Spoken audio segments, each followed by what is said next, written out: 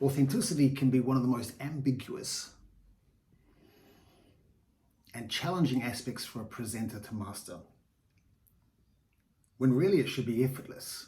But you try and tell me the answer to what just be you means. When I was working in film and TV, especially TV and on stage, my first love has always been presenting. And directors used to say, Andrew, just be you, like that was a direction. And of course that really confused me because I didn't understand what just be you meant. Like, what part are you after? And what they were really after was they wanted the smiley, charming, shoulders back, energetic version of me, which is not just be me at all. They needed to be clearer with that direction. But what I really wanted to know, what I was curious about, was discovering the answer to what just be you meant, so I could teach speakers, presenters, either in a boardroom, delivering a keynote, or interviews on TV or on camera, how to be truly authentic.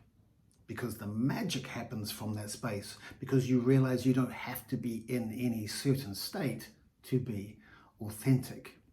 So there are clues, or what I would call symptoms, that will allow you to recognize when you are not being authentic. And I'm going to give you this 5 in this video. Number 1 is you will find a level of discomfort watching yourself back on camera. Now, the reason being is you are missing the subtleties and the nuances of who you really are. You're not working moment to moment as you. You are giving you have become a parody of yourself, of what you think you're meant to be like on camera. And this could be a camera on TV, or shooting like this, or of course if you've recorded a board session. You're missing the subtleties and the nuances. You are projecting what you think you are meant to be like. You're projecting your idea of likable, you're projecting your idea of professional, you're projecting your idea of authenticity, or projecting your idea of smart. And all these things are not you, because if you are those things, you don't need to try, you just are. So you will find a level of discomfort watching yourself back on camera. You're missing those subtleties, you're missing the nuances, all those little things that are firing, the reactions, actions that are firing in your face, or the gestures in your hands that are normally happening for you. They're not there. Number 2, energy is information. Your energy is your information. This is what your audience are essentially judging you by.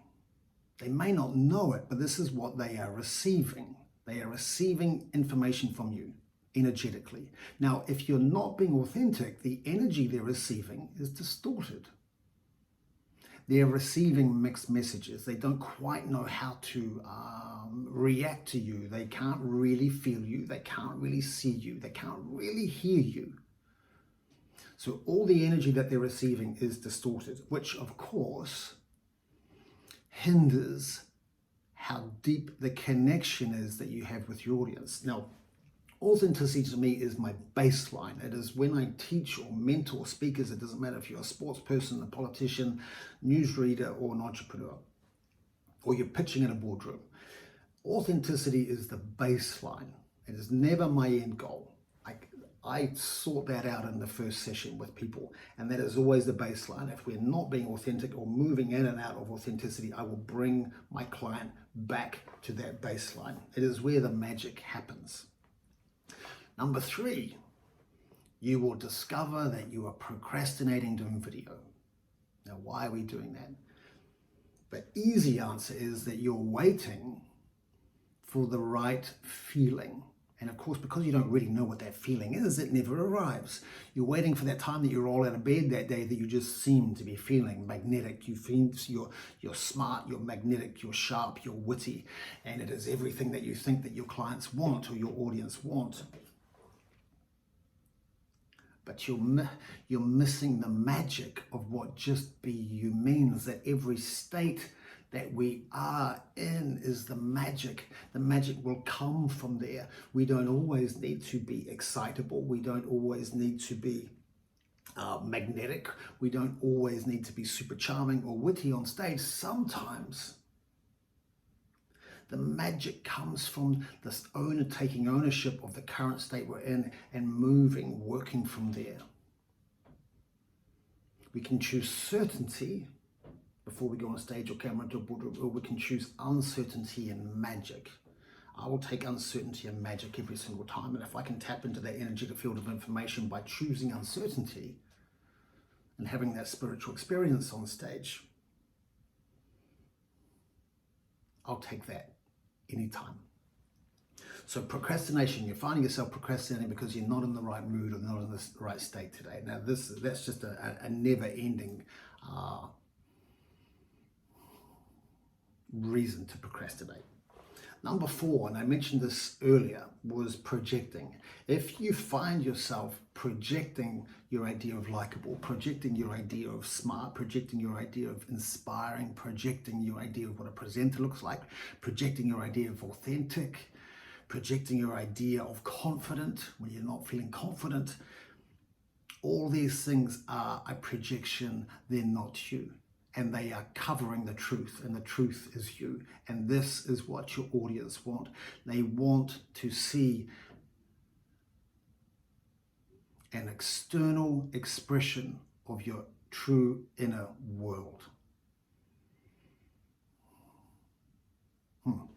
Number 5, if you finish an interview, if you finish a pitch, if you finish a keynote, if you finish a long video or a Zoom session and you are mentally, energetically exhausted, it really means you're pushing it. This should be effortless. Just be you means you are not doing anything. You don't need to do anything. I love the concept. I love the idea that I can stand on the side of stage and I literally know that I don't have to do anything when I walk on stage. I literally don't have to do anything. Sure, I have a level of craft and tools and the way that I speak, and I choose how I want my audience to feel. I choose how they receive my words. I have a deep level of craft of which I practiced quality tools over time. But I never have to change my state, because I know that the state I'm in today is where the magic is going to come. And the more I trust that, the more I'm able to have this beautiful balance of the brain, the technical, and the heart-brain consciousness, which is the feeling. And when I work with a nice, beautiful balance of those two, the magic always happens. And when you've felt that magic, which is what I call the spiritual experience on stage, you'll never go back, because your heart will always say no. If you want help being truly authentic when you're speaking, if you want to feel what that is like on stage, on camera, when you're pitching to new clients, when you're doing interviews on TV, let's talk. There is no better feeling in the world, and authentic speakers have an effortless ability to stand out from the others.